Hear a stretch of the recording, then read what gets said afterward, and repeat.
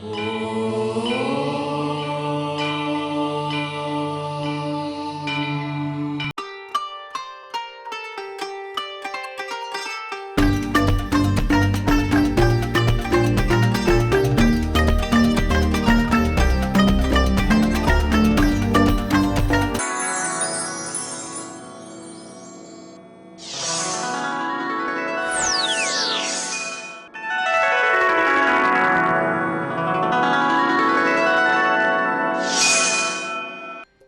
शनिदेव।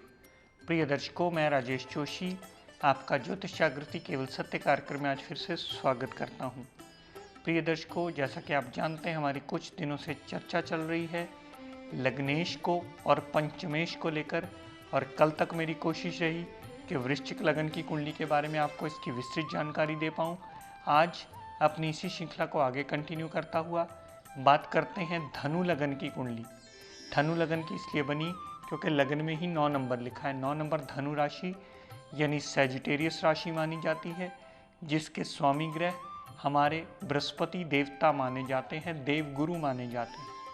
पर उससे पहले प्रिय दर्शकों बता दूं, अगर आप ये एपिसोड 2/10/2013 को देख रहे हैं तो आज 13वां श्राद्ध माना जाता है।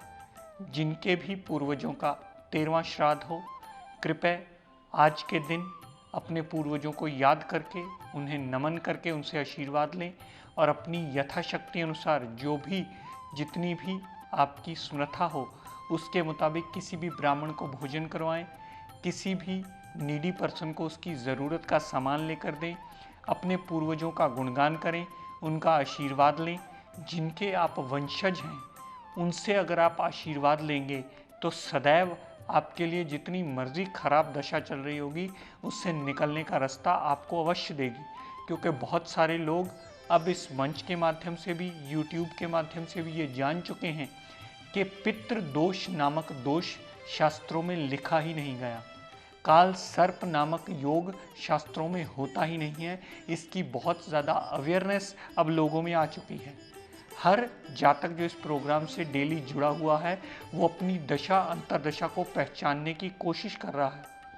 और अगर प्रिय दर्शकों पहली दूसरी बार आपको ये बात ना समझ में आ पाए तो कृपया अपने आसपास किसी भी विद्वान की मदद लीजिए और ये जानिए कि आपकी कौन सी ग्रह की दशा अंतरदशा चल रही है और आपको उसे क्या लाइन ऑफ ट्रीटमेंट देना है जिससे आपका आने वाला जीवन सुखमय हो पाए। तो प्रिय दर्शकों, आइए अपनी श्रृंखला को आगे कंटिन्यू करता है। बात करते हैं धनु लगन की कुंडली। धनु लगन की इसलिए क्योंकि लगन में 9 नंबर लिखा है। बृहस्पति देवता इसके स्वामी बनते हैं। बृहस्पति देवता ने मंगल देव को क्या दिया प्रिय दर्शकों? बृहस्पति देवता ने मंगल देव को पंचम भाव का स्वामी बनाया। पंचम भाव love, romance, uncertain games, mind, memory, will power का, संतान का, पेट का, इन सब चीज़ों का। और साथ साथ में मंगल देवता को दिया 12वां भाव। 12वां भाव विदेश सेटलमेंट का, 12वां भाव खर्च का, जेल यात्रा, पागल खाना, हस्बैंड वाइफ का पर्सनल टाइम। लेकिन प्रिय दर्शकों, मंगल देवता की मूल त्रिकोण राशि कुंडली के मूल त्रिकोण पंचम भाव में आ गई, जिसकी वजह से मंगल देवता इस लगन कुंडली के एक योग कारक ग्रह बन गए। तो प्रिय दर्शकों, बृहस्पति और मंगल देवता, बृहस्पति देवता मंगल देवता अगर लगन भाव में ही विराजमान हो तो कैसा फल देंगे? बृहस्पति देवता लगन में विराजमान होने से हंस नाम का पंच महापुरुष योग बना लेंगे। ऐसा जातक बहुत ज़्यादा सूझवान पर्सनैलिटी वाला होता है, क्योंकि बुद्धि को भी उठा करके लगन में रख दिया। पुत्र संतान प्राप्ति से पूर्ण संयोग उसको मिलते हैं। ऐसा योग कुंडली में बनता है कि पुत्र प्राप्ति का योग उसे मिलता है। सामने वाला राय लेना पसंद करता है। माइंड थोड़ा सा अग्रेसिव होने की वजह से ऐसा जातक थोड़ी सी वाणी उग्र अवश्य कर लेता है। यहाँ से दोनों ग्रहों ने दृष्टि सप्तम भाव पर डाली तो सप्तम भाव संबंधी भी सारे पॉजिटिव रिजल्ट जातक को अवश्य मिलते हैं। मंगल देवता का लगन में बैठने से जातक का माइंड का शार्प होना, अग्रेसिव होना, संतान सुख से परिपूर्ण होना, लव रोमांस में कामयाबी मिलना, अनसर्टेन गेन मिलना, ऐसी सारी स्थितियां पॉजिटिव जातक के लिए अवश्य क्रिएट होती हैं। दो त्रिकोणों के स्वामी का त्रिकोण में आना तो दोनों ही ग्रहों की दशा अंतरदशा अपनी डिग्री वाइज बलाबल और क्षमता के मुताबिक पूर्णतः पॉजिटिव रिजल्ट ही देती मिलती है। दर्शकों, यही मंगल देवता और बृहस्पति देवता अगर कुंडली के दूसरे भाव में पड़े हों, दूसरे भाव में पड़े होने से प्रिय दर्शकों बृहस्पति देवता अपनी नीच राशि में आ जाते हैं और मंगल देवता अपनी उच्च राशि में आ जाते हैं। मंगल देवता उच्च राशि में आने की वजह से हालांकि बृहस्पति देवता की नीचता को भंग अवश्य कर देते हैं, लेकिन बृहस्पति देवता का डिग्री वाइज उतना बलाबल होना चाहिए कि मंगल देवता उससे ज़्यादा भारी हो पाएँ, ज़्यादा हावी हो पाएँ, ज़्यादा बलाबल में आ पाएँ, तभी वो बृहस्पति देवता की नीचता भंग कर पाएंगे। वरना अगर बृहस्पति देवता में बल ज़्यादा हुआ और मंगल देवता में बल कम हुआ तो उल्टा बृहस्पति देवता मंगल देवता को खराब करते मिलेंगे। आइए इसका अलग अलग विवेचन करते हैं।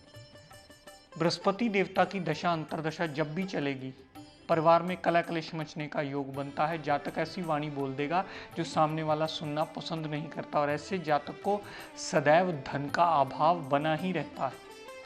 लेकिन इससे बिल्कुल विपरीत प्रिय दर्शकों, मंगल की दशा अंतरदशा जब भी चलेगी, परिवार पूर्ण साथ देने वाला होगा, धन का आगमन होता रहेगा और ऐसा जातक पुत्र संतान प्राप्ति का योग बना लेता है। और जातक की वाणी भी मंगल देवता की दशा अंतरदशा में उग्र होना एक स्वाभाविक सी बात मानी जाती है। दर्शकों, यही मंगल देवता और बृहस्पति देवता कुंडली के चौथे भाव में विराजमान हो। चौथे भाव में विराजमान होने की वजह से बृहस्पति देवता यहाँ भी हंस नाम का पंच महापुरुष योग बना लेंगे और अपने डिग्री वाइज बलाबल और क्षमता के मुताबिक उतने प्रतिशत पॉजिटिव फल अपनी दशा अंतरदशा में अवश्य देंगे। और मंगल देवता भी प्रिय दर्शकों त्रिकोण के स्वामी केंद्र में आए हैं तो अपनी दशा अंतरदशा में पूर्णतः पॉजिटिव फल ही देते मिलेंगे। माता, गाड़ी, भूमि, वाहन, मकान, सारी सुख सुविधाओं को संपन्न करके उस जातक को ये सारी चीज़ें अपने जीवन यापन में प्रोवाइड ज़रूर करवाएंगे। और अगर जातक का गाड़ी, भूमि, वाहन, मकान लेने वाला हुआ तो ऐसी दोनों ग्रहों की दशा अंतरदशा अपना मेजर रोल प्ले करेगी और जातक को ये सारी चीज़ें मिलेंगी अवश्य और जातक अपनी मेहनत से भी इन चीज़ों को अर्जित अवश्य कर लेता है। दोनों ग्रहों की दृष्टि प्रिय दर्शकों जो दशम भाव पर पड़ी, पूर्णतः पॉजिटिव रिजल्ट उस जातक को अवश्य मिलेंगे। कामकाज में वृद्धि, कामकाज में इंक्रीमेंट मिलना, प्रमोशन होना, कामकाज में एडिशन होना, बिजनेस के नए ऑर्डर्स मिलना और बिजनेस का सर्कल बढ़ना, ऐसे दोनों ग्रहों की दशा अंतरदशा में पॉजिटिव रिजल्ट दशम भाव संबंधी दोनों ग्रह दृष्टि डालकर हमें अवश्य देंगे। दर्शकों, यही युति अगर कुंडली के पंचम भाव में विराजमान हो, बृहस्पति देवता अपने कारक भाव में आए हैं क्योंकि पंचम भाव भी उनका कारक भाव माना जाता है। पंचम भाव में आने से पुत्र प्राप्ति का योग अवश्य बनाते हैं, लव रोमांस में कामयाबी देते हैं, अनसर्टेन गेन्स देते हैं, माइंड मेमोरी विल पावर को शार्प करते हैं और जातक की धार्मिक वृत्ति का बनाना उसकी एक स्वाभाविक सी बात हो जाती है। ऐसा जातक अपनी मेहनत से, अपने बाहुबल से अपना मकान अवश्य बना लेता है, गाड़ी अवश्य ले लेता है, अपने कर्मों को अच्छा करके अपनी बुद्धि बल से अपने संतान के लिए बहुत कुछ कर लेता है। मंगल देवता ओन साइन के आ गए, त्रिकोण के स्वामी होकर त्रिकोण में आ गए। थोड़े से अग्रेसिव प्लैनेट होने की वजह से जातक का माइंड थोड़ा सा अग्रेसिव जरूर होता है, लेकिन संतान सुख से परिपूर्ण होता है, पुत्र प्राप्ति का योग मिलता है, mind memory will power sharp होती है, कॉन्फिडेंस लेवल बहुत ज़्यादा अच्छा होता है। लव रोमांस में मंगल की दशा अंतरदशा में सदैव कामयाबी मिलती है। कहने का तात्पर्य प्रिय दर्शकों के मंगल देवता और बृहस्पति देवता दोनों ही ग्रह पंचम भाव संबंधी पूर्णता अपनी डिग्री वाइज बलाबल और क्षमता के मुताबिक आपको एडवांटेज देते ही मिलेंगे। यहाँ से दोनों ग्रहों ने जितनी दृष्टि 11वें भाव पर डाली तो धन का आगमन होता रहेगा, बड़े भाई बहन से पूर्ण सपोर्ट मिलेगी, छोटी मोटी हेल्थ प्रॉब्लम हुई तो वो चली अवश्य जाएगी और ऐसे जातक की इच्छा पूर्ति करने में ये दोनों ग्रहों की ही दशा अंतरदशा पूर्णता आपको सहायता करती ही मिलती है। तो पंचम भाव संबंधी भी पूर्ण लाभ के रिजल्ट मिलेंगे और 11वें भाव संबंधी भी पूर्ण लाभ के रिजल्ट हमें अवश्य ही दोनों ग्रहों की दशा अंतर्दशा में मिलेंगे। दर्शकों, यही बृहस्पति देवता और मंगल देवता कुंडली के सप्तम भाव में विराजमान हो। बृहस्पति देवता और मंगल देवता दोनों ही कुंडली के योग कारक ग्रह होने की वजह से सप्तम भाव संबंधी पूर्ण एडवांटेज के रिजल्ट देंगे। दाम्पत्य सुख के लिए बहुत अच्छा करेंगे, डेली वेजेस के लिए बहुत अच्छा, पार्टनरशिप में भी नित्य नवा रास्ता खोल करके कामकाज को बढ़ोतरी करने में दोनों ही ग्रह पूर्णतः सहायता करते ही मिलेंगे। दोनों ग्रहों की दशा अंतर्दशा में जातक तरक्की अवश्य कर लेता है। दर्शकों, यही बृहस्पति देव और मंगल देवता कुंडली के नवम भाव में विराजमान हो। ऐसे जातक को बहुत ज्यादा भाग्यवान माना जाता है। ऐसा जातक पिता की केयर करने वाला होता है, धर्म ग्रंथों को मानने वाला होता है, प्रभु पर आस्था रखने वाला होता है। ऐसा जातक विदेश यात्रा करने वाला होता है, धार्मिक यात्रा भी करने वाला होता है। ऐसे जातक का भाग्य हमेशा उसका साथ देता है और जब भी संतान प्राप्ति उसे होती है उसके बाद उसका और भाग्य ज्यादा चमकता है।